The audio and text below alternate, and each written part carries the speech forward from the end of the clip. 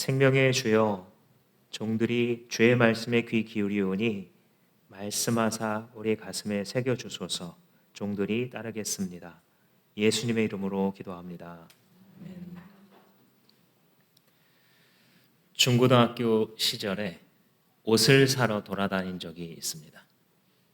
친구들과 함께 동대문에 가자, 남대문에 가자 그러면서 청바지를 사기도 하고, 삼각형 달린 바지가 좋더라 그러면 그 삼각형 달린 바지를 찾아 비록 짝퉁이지만 비슷해 보이는 옷을 찾아 막 다녔던 적이 있습니다. 그렇게 옷을 사고 오면 종종 이런 일이 있었습니다. 분명히 가게에서 봤을 때는 마음에 들었는데 그 다음날 아침에 와서 입어보면 마음에 안 드는 겁니다. 왜 그럴까 생각해 봤더니 할로겐 조명 같은 은은한 그 아래서 봤었던 분위기 있던 그 옷이 일상생활에서 내가 입을 때에는 그 똑같은 멋이 나지 않는 거였죠. 생활하다 보니까 사실 이런 일들이 잦아졌는데, 처음에는 좋은 줄 알았는데 시간이 지나면 별로 그렇지 않구나 라고 발견되는 일들이 계속 생겼습니다. 사람을 만나면 저 사람 어쩌면 저렇게 참 좋은 분일까 라고 생각을 했는데, 시간이 지나고 나면 평가가 정반대로 달라지는 그런 관계들도 경험을 해보곤 합니다. 여러분은 어떠십니까? 이런 일들, 즉 처음에 내가 보았던 것과 실제로 나중에 깨닫게 되는 것이 다른 문제는 왜 생겨나는 걸까요? 우리는 인생을 살아나가면서 우리의 눈으로 보는 것에 의존하기 때문에 이런 문제가 생겨납니다. 이 길이 맞을 거야. 이 사람은 좋은 사람이야. 이 선택이 최선의 선택이야. 우리는 순간 보여지는 시각적인 정보, 내가 판단한 지금의 그 판단이 좋은 거라고 굳게 믿기 때문에 당장은 좋다고 선택하지만, 받아들이지만 시간이 흘러감에 따라 생각이 달라지는 것입니다. 오늘 우리가 읽은 사무엘상 16장의 본문은 우리가 자신이 보는 것에 의존할 것이 아니라 하나님이 뭐라고 보시는가, 이것을 살펴보고 거기에 의존해서 우리의 삶을 이끌어가야 한다는 사실을 잘 보여주고 있습니다. 정말 중요한 것은 하나님이 어떻게 보시는가입니다. 이 16장의 배경, 우리가 큐티에 가면서 쭉 읽어오셨을 텐데 시대가 바뀌죠. 엘리라는 영적으로 게을러진 제사장의 시대에서 사무엘이라고 하는 주님께 붙쫓는, 늘 주님 곁에서 대기하고 주님 앞에 이용 가능한 상태로, 어베일러블한 상태로 주님 말씀하십시오가 삶의 모토인 시대로 바뀌었고, 사울, 겉으로 보기에 누가 봐도 왕감인 사람이 다스렸던 시대에서 이제는 하나님 보시기에 이 사람이 내 마음에 합한 사람이다라고 했던 다윗으로 바뀌게 되는, 그래서 시대가 전체적으로 종교 지도자와 정치 지도자가 바뀌는 시대 속에 이 본문의 배경이 있습니다. 사울이 처음에 왕으로 세워졌을 때 왕정 제도가 도입되었습니다. 이스라엘 역사에서 왕이 통치하는 왕정 제도가 주어진 것은 부정적인 문맥으로 등장하죠. 이 이전에 사사시대였을 때 하나님께 백성들이 부르짖으면 하나님께서 지도자들을 일으켜 주십니다. 사사같이 재판을 하고 또 군대를 이끌기도 하고 또 선지자들을 일으켜셔서 하나님의 뜻을 가르쳐 주시죠. 즉 하나님이 직접 다스리는 민족의 체제였습니다. 그런데 이 사사시대 끝물에 가게 되면 이스라엘 백성들 가운데 공감대가 하나가 일어나는데, 우리도 왕이 있었으면 좋겠다. 마치 옛날 우화의 개구리들의 왕국에 우리에게 좋은 왕을 세워달라, 이런 약한 왕 말고 더 강한 왕을 세워달라, 나중에 황새가 왕으로 다스리면서 모든 개구리를 먹었다는 이런 우화가 떠오를 정도로 왕정을 요구할 때 사무엘이 경고합니다. 너네 다른 나라가 좋아 보여서 그렇게 하면 그 왕이 결국은 권력을 가지고 너희들의 자녀들과 가산을 삼킬 거다, 이런 경고를 합니다. 하나님께서 사무엘에게 뭐라고 말씀해 주셨냐면, 사무엘아 가만두어라.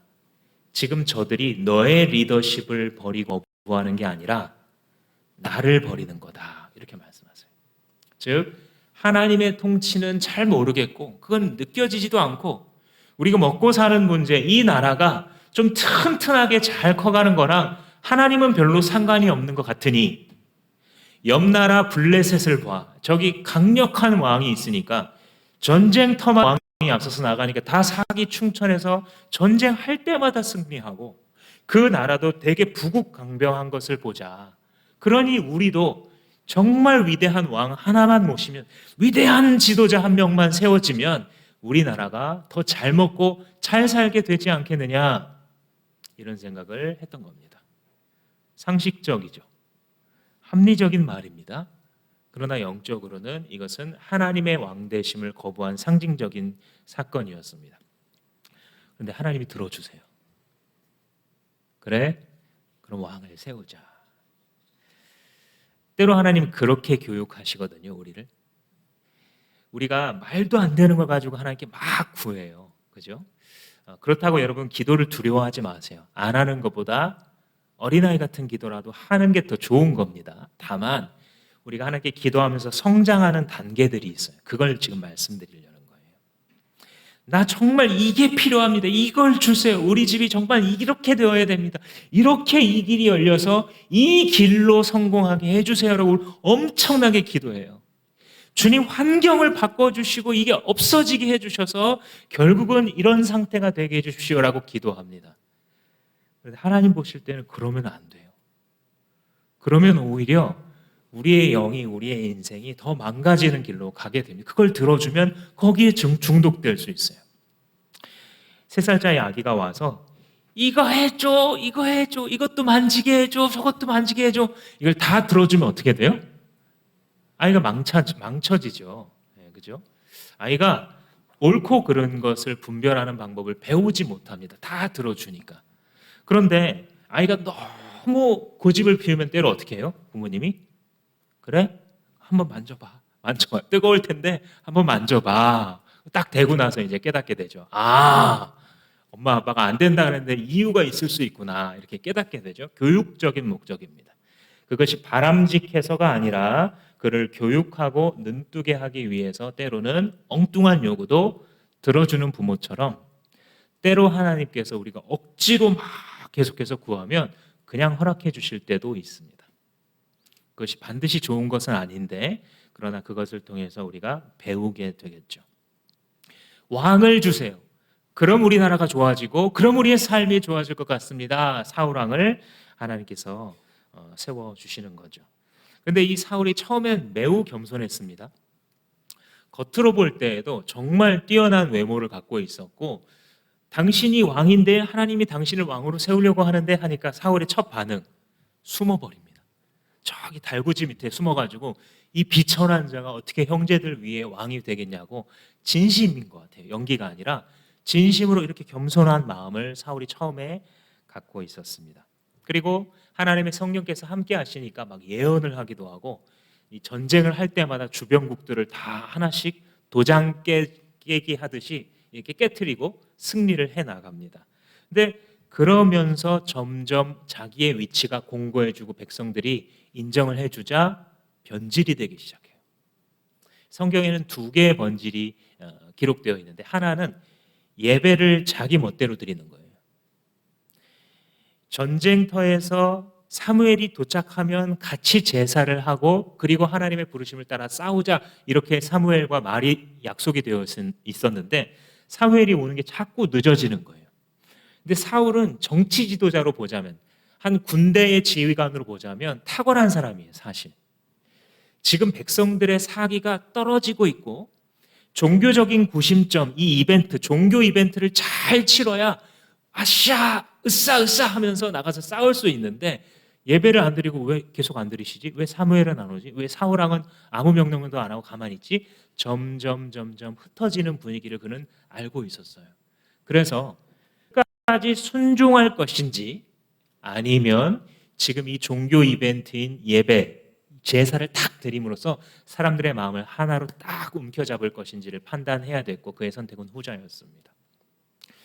정치적으로는 옳은 선택이었어요. 합리적으로 집단을 이끄는 리더십을 보면 그게 상식적인 판단이에요. 그러나 하나님 보실 때는 그것이 네가 불순종했구나라고 말씀하시게 됩니다. 왜냐하면 이스라엘 백성들은 왕이 다스리는 것이 아니라 하나님께서 다스리는 것이기 때문에. 그 다음에 하나님이 아말렉을 전멸하라 이런 명령을 하십니다. 제가 종종 헤렘이라는 명령을 설명해 드렸죠. 전체를 다 전멸시킴으로써 하나님 앞에 바친다 이런 말이에요. 근데 아말렉이 이스라엘 백성들이 홍해를 가르고 출애굽을 했을 때 처음부터 괴롭혔거든요. 그러니까 하나님께서 이제 때가 되었다. 그들을 심판하는 나의 도구가 되어라 하고 그들을 전멸하라고 하십니다. 근데 사울이 이렇게 보고 자기 눈에 볼 때 살찐 양이나 기름진 소 같은 거는 하나도 안 죽이고 다 남겨놓습니다. 사무엘이 찾아와서 묻습니다. 지금 내 귀에 들리는 이 음메음메 소리는 뭡니까? 사울이 대답합니다. 하나님께 드리려고 남겨놨습니다. 이렇게 변명을 해요. 신앙이 한번 변질되잖아요. 아예 안 믿었던 분은 모르겠는데요. 믿었던 분이 변질하면 그 변명을 성경을 가지고 둘러댑니다.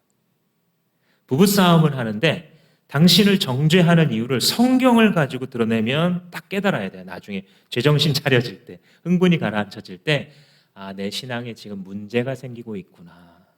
내가 어디 감히 하나님의 말씀으로 변명하는 데 사용하고 있을까? 남을 정죄하는 데 사용하고 있을까? 이렇게 딱 알아들으시면 됩니다.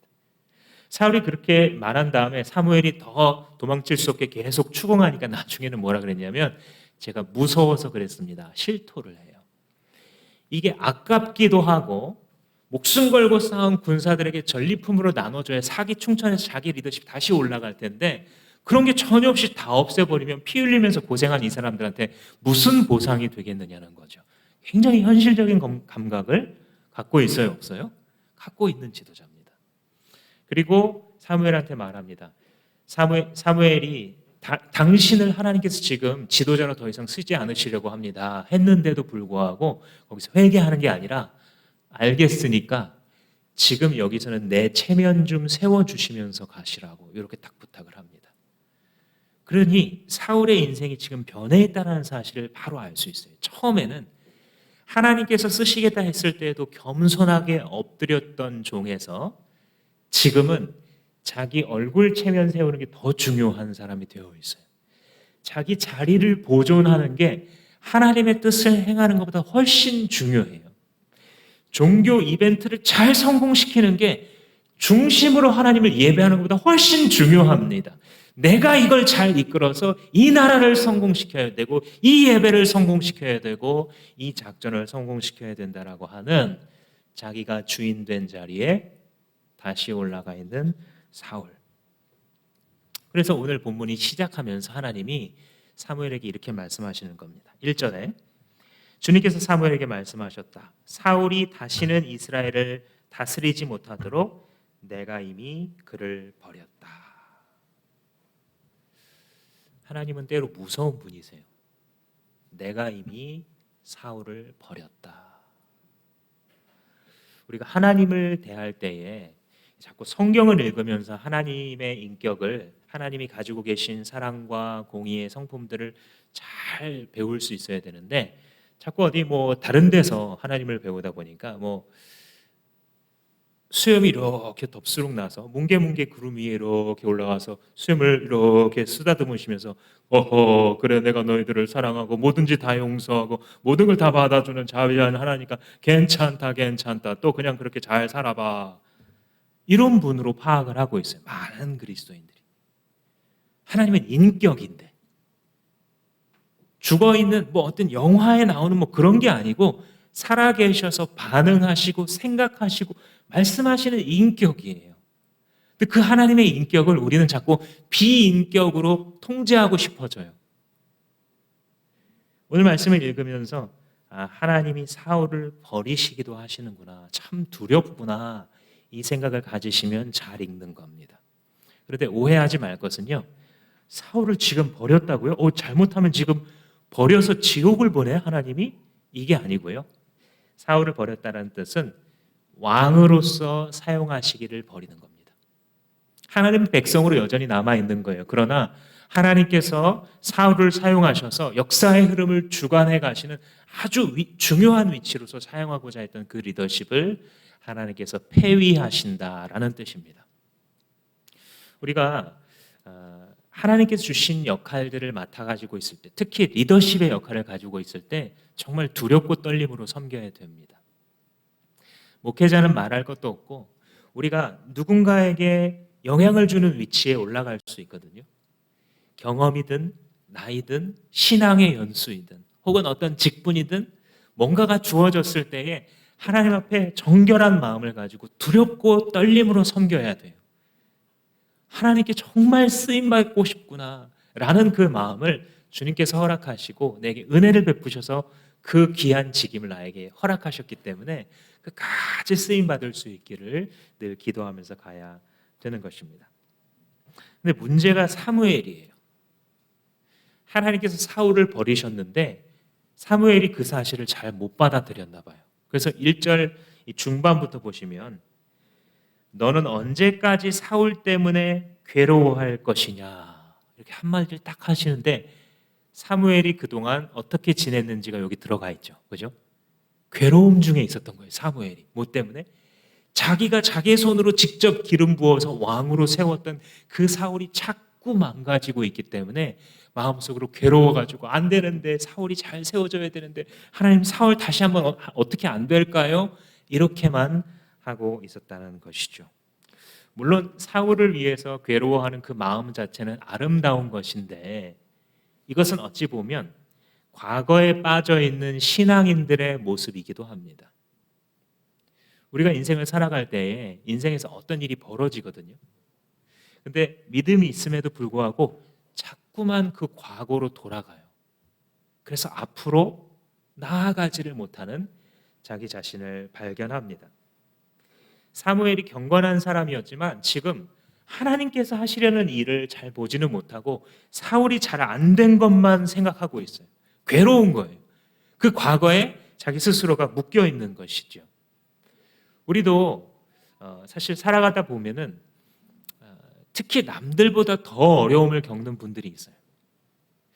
이게 평탄한 삶을 살아온 사람이 결코 이해할 수 없는 정말 무지막지한 일을 어렸을 때에 혹은 나중에라도 경험한 경우가 있어요. 그래서 함부로 왜 그렇게 지금 힘들어하고 있냐고 말할 수 없는, 그걸 겪어보지 않고서는 이해할 수 없는 큰 아픔이 있는 것도 맞아요.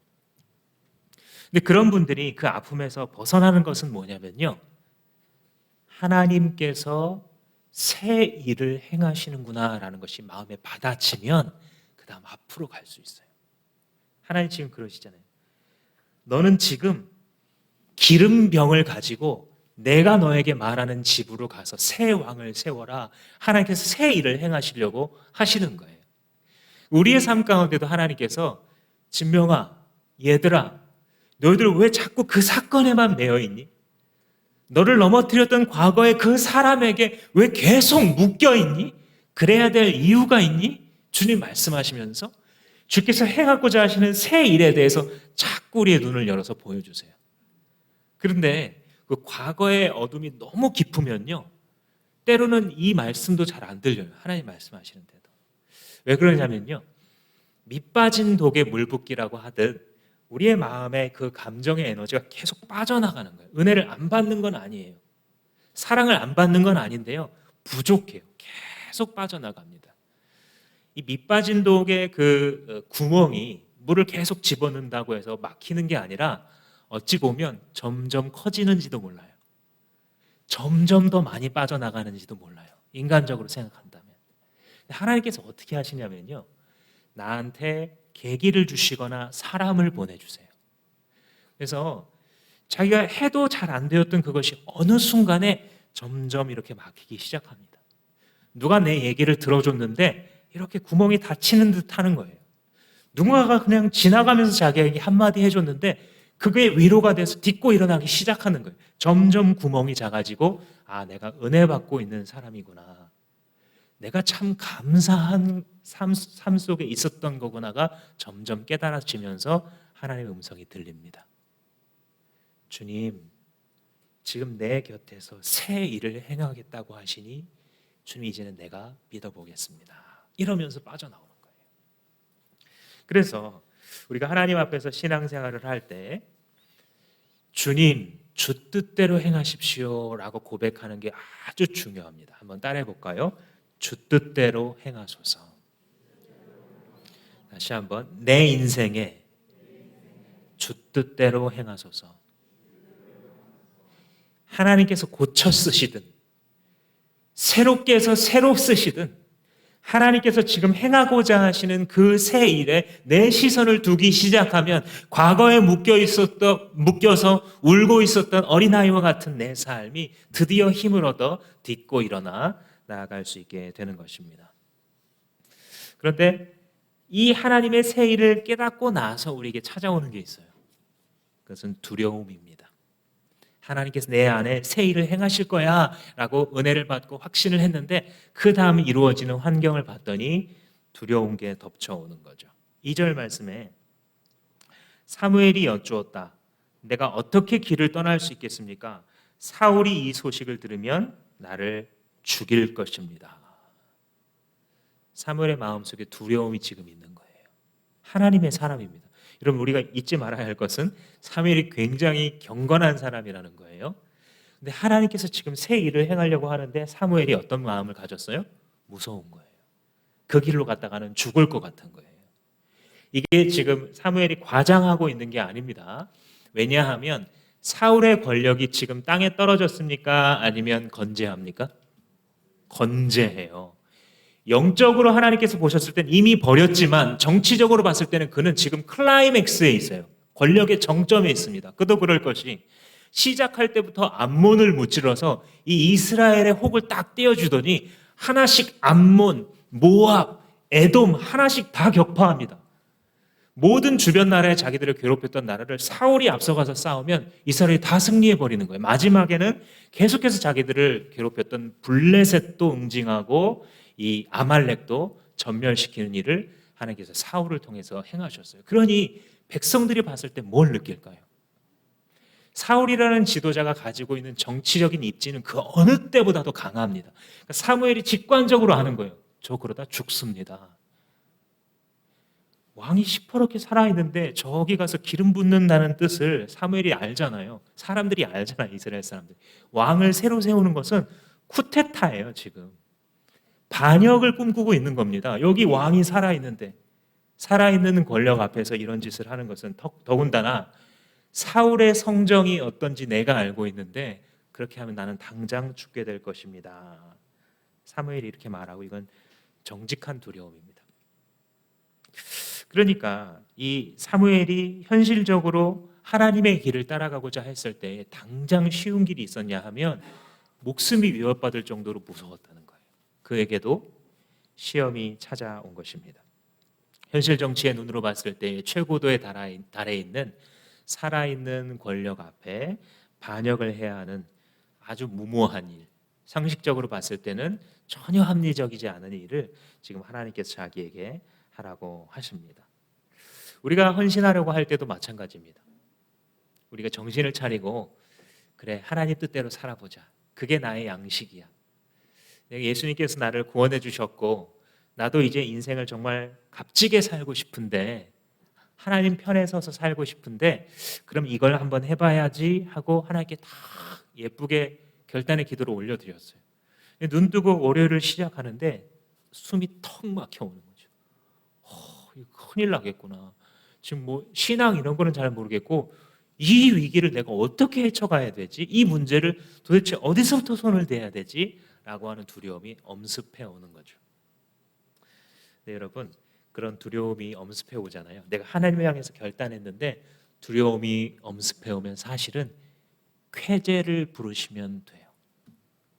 왜 그러냐면 사방이 막혀도 솟아날 구멍이 있다. 뭐 이런 속담을 하고 있잖아요. 근데 우리는 솟아날 구멍이 하나님이라는 것도 알아요. 더 정확히 알아요. 아니 내가 하나님 위해서 안 살겠다면 모르겠는데 하나님을 위해서 살기로 했어요. 그럼 이제 길이 막 펼쳐져야 되는데 길이 다 막혔어요. 그럼 하나님 입장에서 봤을 때 누가 움직일 차례예요, 이제?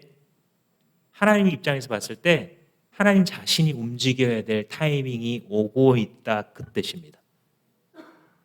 그러니 영적으로 알고 있는 사람들은 두렵지만, 두려움이 있는 것은 사실이지만 동시에 영적으로 이제 내가 하나님을 체험하겠구나 라고 감사하시면 됩니다. 내가 주님의 나라를 먼저 구했기 때문에 내 앞에 두려운 조건들이 점점 밀려와서 이제는 내가 손발 다 묶인 것 같을 때, 그때 쾌제를 부르시고 하나님의 이름을 높이시면 됩니다. 왜냐하면 당신은 이제 살아계신 주님을 체험하는 신앙을 갖게 될 것이기 때문입니다. 아멘이십니까? 하나님께서 우리에게 그러한 축복을 주신다는 것을 이 본문에도 볼 수 있는데 3절에 이렇게 돼 있어요. 2절 중반부터 주님께서 대답하셨다. 너는 암송아리 한 마리를 끌고 가서 주님께서 희생 제물을 바치러 왔다고 말씀하여라. 그리고 이새를 제사에 초청하여라. 그 다음에 내가 알려주겠다. 하나님이 지금 작전 짜주는 거예요. 제가 다른 데 가서 기름 붓다가 잡혀가서 죽으면 어떻게 합니까? 하니까 하나님이 그러면 가서 제사를 이렇게 지내면서 거기서 기름을 부으면 돼 하고 가르쳐 주세요. 하나님이 작전을 짜주는 굉장히 흥미로운 장면인데, 피상적으로 읽으면 하나님 지금 거짓말하라고 거짓말 작전을 주는 건가 싶은데 거짓말은 아니에요. 이렇게 커버하는 거죠. 그 안에서 겉으로 이루어지는 것은 정결 예식과 제사를 하는 건데, 그 제사를 하는 와중에 이루어지는 하나의 중요한 사건이 기름 부어 왕을 세우는 사건이죠. 그러니까 거짓말은 아니에요. 하나님께서 길을 보여주십니다. 때로는 이렇게 지혜를 주시기도 하고요, 아니면 여건을 바꾸시거나 나를 도울 수 있는 손길을 내려주시기도 합니다. 하나님께서는 그 지혜가 무한하셔서 우리가 그를 신뢰하기만 하면 반드시 하나님의 능력과 지혜를 경험하게 될 것입니다. 그래서 찾아가서 하나님께서 일러주신 대로 이 아들들에게 정결 예식을 행해주고 이 세 아들들을 이제 한 명씩 만나게 되죠. 그런데 6절 말씀해 보시면 사무엘이 엘리압을 보면서 이 사람이구나 이렇게 생각했대요. 한 명 봤는데 벌써 끝났어요. 사무엘의 마음속에 저기서 이제 한 명씩 보내겠습니다 해서 첫 아들 엘리압이 이렇게 걸었는데 사무엘이 묻지도 따지지 않고 마음속으로 이 사람이네 이렇게 깨달았어요. 뭘 보고 그랬을까요? 일단은 엘리압이 보면 나중에 하나님 말씀에도 하나님도 인정한 외모, 그죠? 7절 말씀에 그의 준수한 모습과 큰 키를 속지 말라니까 하나님도 인정하셨어요. 엘리압이 이 집안에서 큰 맏형일 뿐만 아니라 외모도 출중했던 거예요, 이미. 그리고 이름이 엘리압이잖아요. 와, 그렇게 경건할 수가 없네. 엘 하면 하나님이잖아요. 엘리 하면 나의 하나님이잖아요. 압 하면 아버지거든요. 나의 하나님이 나의 아버지라는 거예요. 얼마나 은혜로운 이 이름을 갖고 있어요. 모르겠어요. 이 이름대로 또 그 집안에서도 그만큼 인정을 받고 있었을 수도 있는 그런 아들입니다. 그러니까 사무엘이 이렇게 멀리서 보고 뭐 잠깐 자기 앞에 왔을 때 뭐 대화도 나눠봤을 거고, 그러면서 바로 느끼는 겁니다. 하나님께서 기름 부으려고 택하신 사람은 역시 참 빠지는 게 없네. 외모면 외모, 신장이면 신장, 인품이면 인품, 경건이면 경건, 빠지는 게 없네 하고 사무엘은 말을 합니다. 근데 하나님께서 아니다 이렇게 얘기하시는 거죠. 그러면서 이 중요한 말씀을 해 나가시는데, 궁금한 것은 사무엘이 지금 보통 사람은 아니잖아요. 우리들 같으면 이럴 수 있는데 사무엘은 그것만 보고 하지는 않았을 텐데 왜 사무엘이 이렇게까지 생각했을까? 사무엘이 경건하지만 이미지가 주는 힘이라는 것은 사실 굉장히 큰 겁니다. 이 사람이 보여주고 있는 어떤 그 풍기는 분위기나 인품, 그가 지도자로서 사람들을 호령할 수 있는 이것은 굉장히 중요한 거예요. 고대 사회에서도 오늘날에도 가만 보시면 정치 지도자로 세워지는 과정에 있어서 외모나 이미지가 아주 중요한 역할을 하거든요. 한 나라의 지도자가 마음에 이게 아무리 좋은 비전을 품고 있어도 이미지가 한번 딱 훼손되기 시작하면 사람들이 지지해 주지를 않거든요. 일을 제대로 할 수가 없어요. 이걸 언제 한번 사무엘이 경험했냐면 사울 때 이미 한번 경험했어요. 사울이 이 원조 외모 원탑, 그리고 이 엘리압이 두 번째인데, 세번역 성경에서 사울의 경우에 사울을 어떻게 묘사했냐면요, 참 오늘날 읽어봐도 탁 느낌이 옵니다. 사울은 잘생긴 젊은이였고 이스라엘 사람들 가운데 그보다 더 잘생긴 사람이 없었다. 성경이 이렇게 얘기를 합니다.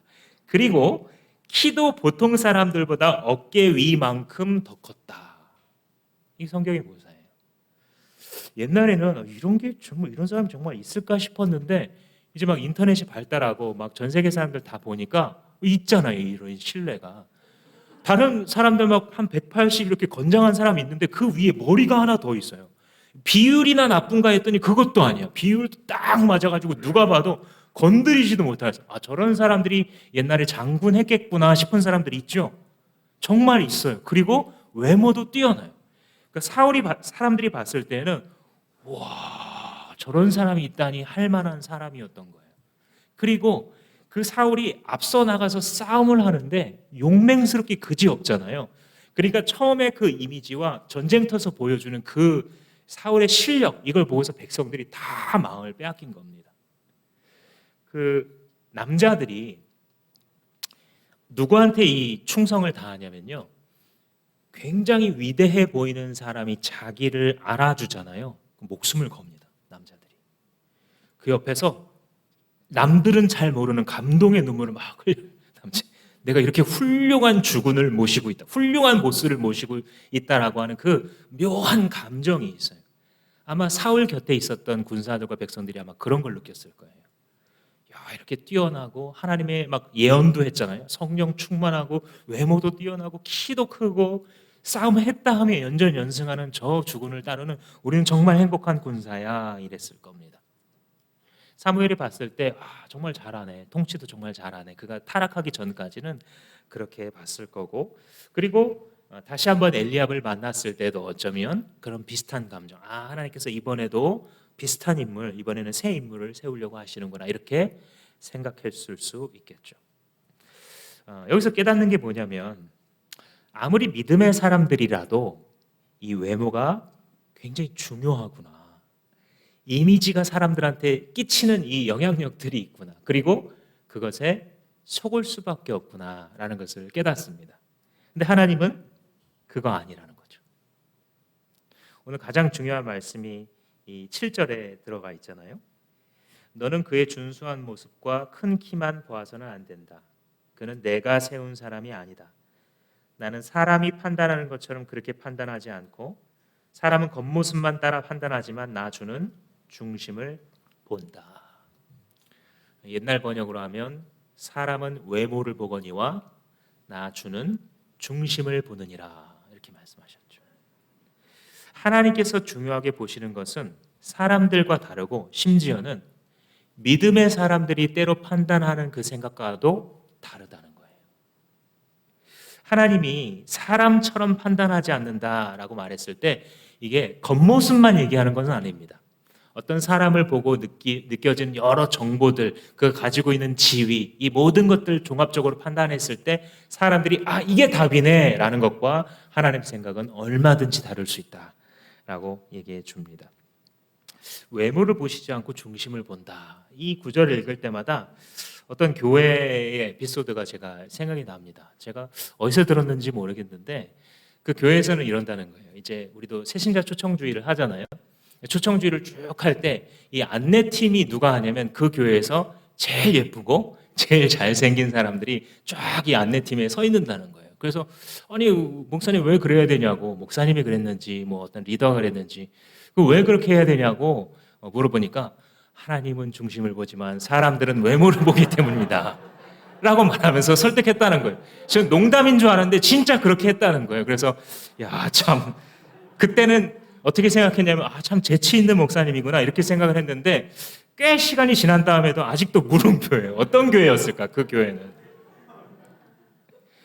하나님께서는 외모를 보지 않고 사람의 중심을 본다라고 말씀하시는데 그게 뭘까요 도대체?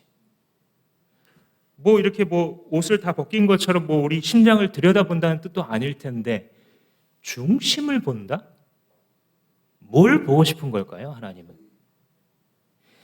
중심을 본다. 그것은 우리의 마음 가운데에 하나님을 중요시하는 마음이 있는가를 본다는 뜻입니다. 하나님이 갈급해하는 사람이 이 사람이에요. 그 사람의 마음 속에서, 그 사람의 삶 속에서 하나님이 중요한 사람. 우리가 볼 때는 내 판단에 따라 이게 좋고 이게 중요하다라고 말해요. 그런데 사람이 중요하게 보는 게 중요한 게 아니라 하나님이 중요하게 보는 게 중요한 거예요. 그런데 하나님께서 중요하게 여기는 사람은 어떤 사람이냐면 그의 마음 속에서 하나님이 중요한 사람이에요. 하나님이 이런 사람을 찾고 찾아다니십니다. 그 마음에서 하나님이 중요한 자리를 차지하고 있는 그런 인생을 하나님은 많이 보지 못하세요. 모든 백성과 민족들 가운데 자기의 백성들과 제자들 가운데에 그의 마음에서 하나님이 첫 자리를 차지하고 있는 그 사람을 하나님께서는 찾기를 원하시는 것입니다. 하나님이 중요하다는 것은 쉽게 적용을 해보자면 내가 뭘 포기하는가를 보면 알 수 있어요. 그죠? 운동을 아주 좋아하는 분이 예를 들어서 예수를 믿었을 때 어쩌다가는 이렇게 주일날 교회도 가고 운동도 하고 잘 이게 균형이 맞아요. 근데 때로는 주님을 위해서 하는 일과 그 운동이 겹칠 때가 있어요. 이게 굉장히 힘든 겁니다. 그냥 보통 이렇게 하는 분들한테는 그게 그거 어때? 한 번 정도 이렇게 헌신하면 되지 쉽게 말하겠지만 정말 운동을 좋아하고 그게 정말 중요한 분들이 있어요. 이분들이 예수님을 믿고 나면 여기서 많은 갈등을 하게 되는데 어떤 때에 이게 무슨 이거 한 번 정도 하고 이 운동은 잡기 정말 힘든 거야 라면서 살아왔는 자기였는데 어느덧 이게 불편해지는 거예요. 마음속에 누가 시키는 게 아닌데 이 안에 계신 성령이 하시는 일이죠. 자꾸 이게 불편해서 어떻게 할까 하다가 어느 날 한 번 결단합니다. 그래 그래도 내가 이러이러한 사정이 있는데 먼저 헌신해보자 이런 마음을 하나님께서 주셔서 한 번 그렇게 탁 행동을 해요. 근데 거기에 묘한 쾌감이 있습니다. 이게 뭐냐면 성령이 우리 안에서 기뻐하시는 거예요. 성령께서 살아계시기 때문에 인격이어서 우리가 계속 대화하면서 예수 믿기 전에 가지고 있었다가 지금도 끌고 다니고 있는 이 짐 같은 나의 속성을 성령께서 계속 빛으로 비추시거든요. 그래서 불편해져요. 처음에 감정이 불편할 때가 많아요. 작아 보이는 그것을 한번 탁 포기를 하면 그 다음에 포기가 쉬워지기 시작해요. 나중에 시간이 흐르고 딱 생각을 해보면 내가 언제부터 나의 어떤 정욕들을 정복하기 시작하고 인생을 내가 꿈꾸고 계획한 대로 다시 넘어지지 않고 계속 걸어갈 수 있었는가 생각해 보면 포기에서 시작했다는 걸 알 수 있어요. 이걸 오늘의 본문의 용어로 설명을 해보자면 하나님이 중요했던 거예요. 그 사람의 인생에 있어서 처음으로 내가 좋아하고 중요하다고 생각했던 것들보다 하나님이 이기는 날이 있었던 거예요. 원래 그렇지 않았는데. 근데 그 이후로 성령을 따라 하나님이 계속 이기기 시작한 거예요. 내 마음속에. 하나님이 조금 더 중요했고 더 중요했고 더 중요해서 자기를 얽매이게 있었던 많은 것들로부터 자유케 된 삶을 그가 살아가게 된 거죠. 우리가 수련회를 하면서도 많은 분들이 또 헌신을 했다. 제가 주보 목회 편지에도 여러 예들을 또 써놨지만 또 어떤 분들은 이 금요일 날 미리 와서 세팅을 하고 준비를 해야 되기 때문에 휴가를 받아서 오셨다는 거예요. 그래서 참 우리 처음 하는 수련회인데 별 은혜가 다 있구나라고 생각하면서 정신이 바짝 차려지더라고요. 성도님들이 휴가까지 내가지고 저렇게 준비하는데 내가 좀 망가지는 건 괜찮다라고 생각을 하게 됐어요. 그러니까 한 사람의 용기가 다른 사람에게 영향을 주는 거죠. 한 사람이 포기하고 하나님 앞에 헌신한 것이 다른 사람에게 영향을 줘요. 그가 떠버리지도 않았는데 영향을 주고 영향을 줘서 점점 우리들 가운데에 우리들의 마음속에서 하나님이 조금씩 더 중요한 분이 돼요. 그래서 우리의 삶 가운데 이 주마음교회 공동체에 하나님이 중요한 분으로 점점 더 상위 랭크가 되는 거예요. 우리 가운데 좌정하시는 거예요. 그의 말이 통하기 시작하는 거예요. 우리 교회에서나 우리의 삶에서나. 그게 바로 하나님이 중요하게 여기시고 찾는 우리의 마음의 중심입니다. 사무엘이 그 중심을 보시는 하나님의 이 인도를 따라서 아들을 한 명씩 제끼고 얘도 아니다 하나님께 제끼셔서 일곱 명을 다 제꼈어요. 근데 지금 누가 봐도 인물 뽑으려는 거잖아요. 한 명씩 사무엘 앞에서 선보고 들어가라 그러고 한 명씩 누가 봐도 뭔가를 뽑으려고 하는 건데 지금 이 자리에 누가 없어요? 다윗이 없어요. 제가 좀 성장한 다음에 이 사무엘서를 읽으면서 다윗은 어떤 성장 과정을 거쳤을까가 궁금해졌어요. 그 집안에서 지금 큰 행사가 있어서 가족들이 다 모여있고 형들이 다 제일 좋은 옷 입고 앉아있는데 자기는 그 자리에 부름을 받지도 않았어요. 실수인가 싶었는데 앞에 5절에 보시면요, 이미 이 사무엘이 불러서 이새와 아들들에게는 사무엘이 직접 정결 예식을 해줬다, 이런 말이 나와요. 그러니까 다른 사람들은 알아서 목욕하고 정결 예식을 하는데 이 7 아들과 아버지 8명은 손수 사무엘이 물을 뿌리고 정결 예식을 행하는데 거기에 다윗이 포함됐어요, 안 됐어요? 안 돼 있는 거예요. 그러니까 실수가 아니에요. 다윗이 너무 어려서 안 불렀나 혹시? 형들은 뭐 컸지만 어리니까 뭐. 근데 가만히 생각해 보시면 다윗보다 위의 형도 있을 거 아니에요. 나이 차이가 제일 적은 그 형은 부름을 받았어요. 그리고 다윗이 어리긴 어렸어도 이미 자기의 이 손으로 맹수를 물리칠 만큼 양치기를 하고 있는 상황이었어요. 그 생각해 보면 다윗은 지금 이 자리에 없더라도 전혀 상관없는 아들이었어요. 누구의 마음속에? 가족들 마음속에. 이게 얼마나 아픈 거예요, 여러분. 우리 식으로 대입해서 생각해 보세요. 어렸을 때 편애를 받아보신 분들은 이게 뭔지 정확히 아실 거예요. 오빠는 다 이건데 나는, 동생은 형은 이렇게 해주는데 자기는 완전히 다르게 기대감도 없이 성장한 그 상처가 지워집니까? 어른이 돼도 안 지워져요, 편애를 받으면. 왜냐하면 세상에서 남들은 다 나를 모른 척해도 엄마 아빠한테만큼은 귀중한 자식이고 싶고 사랑받고 싶은 게 우리의 본능이잖아요. 그러니까 역기능적 가정, 사랑과 보호를 베풀어줘야 될 가정에서 오히려 그 반대의 것을 받고 자랐을 때 그 상처는요, 사람이 쉽게 극복할 수 있는 게 아닙니다. 다윗이 어떤 상태인지 정확히는 알지 못하겠지만 우리가 쉽게 생각하는 것처럼 결코 아주 좋은 배경에서 자라나서 자기의 신앙을 지킨 사람이 아님을 알 수 있습니다. 유약한 아들, 그냥 양치기 정도 하는 게 딱 알맞는 아들. 사무엘 선지자께서 오셔서 네 아들들 좀 보자 했을 때 없어도 전혀 상관없는 그런 아들, 그게 바로 다윗이 집에서 받은 평가입니다. 나중에 전쟁터에 형들 도시락을 갖고 갔을 때도 형들이 다윗을 전혀 인정해주지 않는 모습을 우리가 알 수 있죠. 사람은 이러면 원래 길을 펴지 못하는 법인데 그의 식구들이 다윗을 그렇게 보고 있을 때 하나님은 왜 다윗을 택하셨을까요? 하나님께서 다윗을 왜 택하셨는지는 이제 앞으로 우리가 큐티를 해나가면서 계속 보게 되죠. 근데 오늘의 본문 내에서 그 답을 찾아보자면 중심을 보시는 것과 관련이 있죠. 다윗의 중심을 보셨기 때문에 사람들이 볼 수 없는 그것을 하나님께서는 높이 사신 것입니다. 다윗은 어떤 사람이었냐면 하나님이 중요한 사람이었던 겁니다. 그가 나이가 어리건 주변에 인정을 받고 있건 안 받고 있건 다윗의 마음속에서는 하나님이 중요한 분이었어요.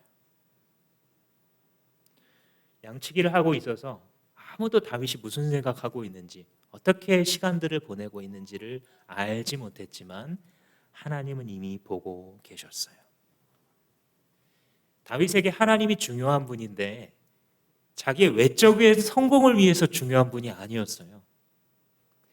자기가 좀 더 잘 살기 위해서 하나님이 중요한 분이 아니었어요.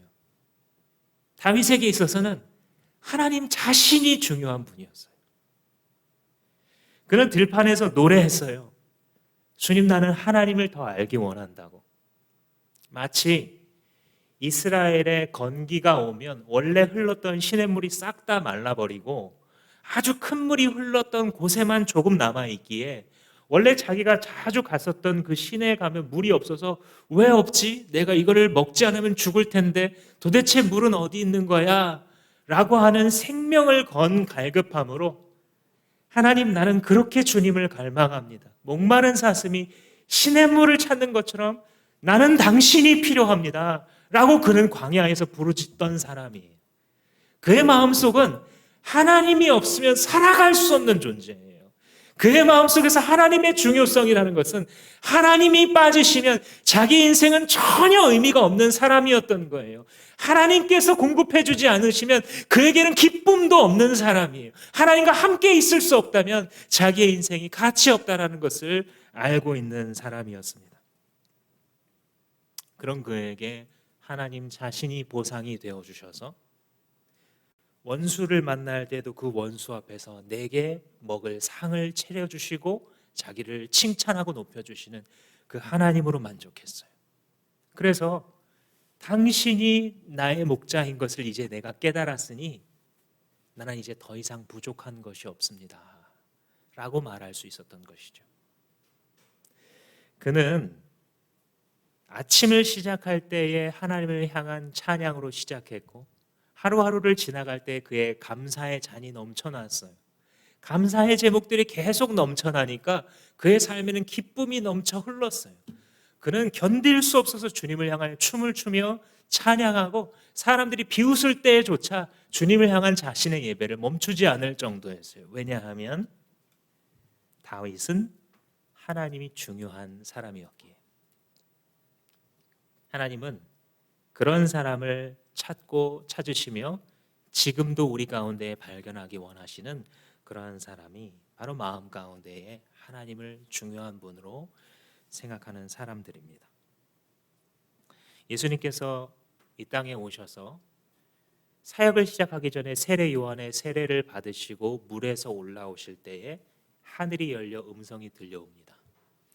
이는 내 사랑하는 자요 나의 기뻐하는 아들이다. 하나님께서 예수 그리스도를 기뻐하셨던 이유는 첫째 그의 존재 자체 때문입니다. 자기의 외아들인 예수 그리스도가 하나님 마음에 기쁨을 드렸습니다. 그러나 두 번째로는 예수 그리스도가 마음에 품고 있었던 하나님의 중요성입니다. 그는 근본 본체가 하나님과 삼위일체를 이루시는 그 자신도 하나님이시지만 그러나 자기의 영광을 내려놓으시고 그 동등됨을 버리고 이 땅 가운데 내려오셨어요. 종의 모습으로 낮아지시고 그 마음 가운데 하나님의 뜻을 품고 사셨어요. 그래서 내 목표가 이루어지는 게 아니라 내 뜻이 이루어지는 게 아니라 당신의 뜻이 이루어질 수 있다면 내가 이 죽음의 잔도 마시겠습니다라고 고백하면서 살았어요. 당신이 내 삶을 통해서 중요해지실 수만 있다면 그것이 갈릴리 촌구석에서 썩어 지내는 것처럼 모든 유년기와 청년기를 보내는 것도 괜찮고 그것이 하나님이 중요해질 수 있다면 골고다 거친 언덕길을 걸어가는 것도 괜찮고 그것이 하나님의 이름을 높이고 그의 구원의 뜻을 이루는 것이라면 십자가에 못 박히고 모든 사람들에게 배반을 당해도 좋은 그런 사람. 그 중심에 하나님이 가장 중요하여 나머지 모든 인생의 것들이 상대화될 수 있는 사람. 그것이 하나님이 기뻐하시는 예수 그리스도였던 것입니다. 마지막 한 가지 의문은 그렇다면 우리를 왜 사랑하셨을까입니다. 중심을 보시는 하나님께서 우리와 같은 사람들을 마음에 합한 자라고 기뻐하는 자라고 주님 받아들이실 만한 이유가 무엇일까?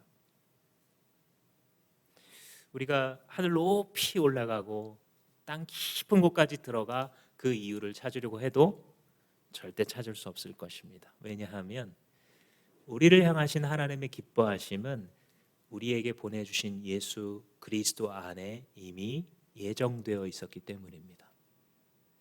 우리 안에 있는 무엇을 보고 기뻐하신 것이 아니라 하나님의 영원하신 선택, 그리스도 안에서 우리에게 주어진 내가 너를 사랑하겠다라고 하신 하나님의 영원한 작정. 그리하여 때가 되매 예수 그리스도를 십자가에 매달으시고 그의 피로 구원하시며 선택된 자들을 부르셔서 이제 예수 그리스도를 알게 하셨기 때문에 우리는 오직 예수님 안에서만 내가 하나님의 이와 같은 사랑받을 이유를 발견하게 되는 겁니다. 이 이유는 다른 것들보다 훨씬 더 큰 것이어서 절대 변하지 않는 이유입니다. 내가 좀 못났어도 자꾸 실수를 반복하고 있어도 그러나 나는 예수 그리스도의 핏부림을 받은 자이며 그리스도로 옷 입고 있는 자입니다.